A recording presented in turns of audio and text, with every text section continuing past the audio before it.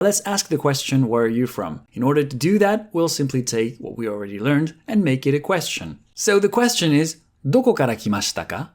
どこから来ましたか?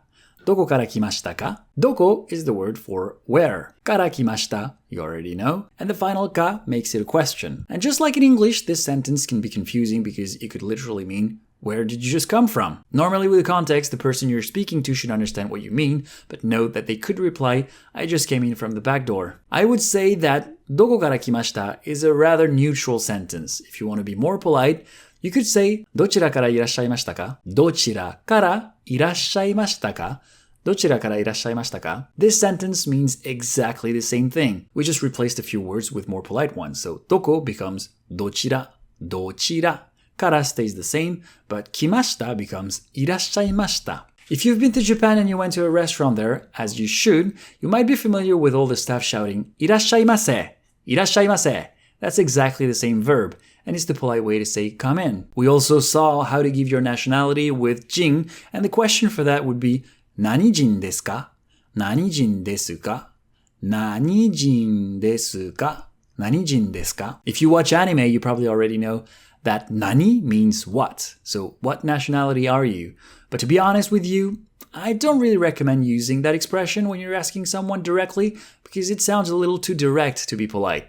But you could use it when you speak about someone else who's not part of the conversation. あの人何人ですか?あの人何人ですか?あの人何人ですか? あの人 means that person over there. So what's that person's nationality? In order to avoid any confusion with the proper level of formality, I personally prefer asking the question with 出身. So in the most polite way, you should ask ご出身はどちらですか?ご出身はどちらですか?ご出身はどちらですか? Here we added the honorific prefix ご in front of 出身 to make it more polite.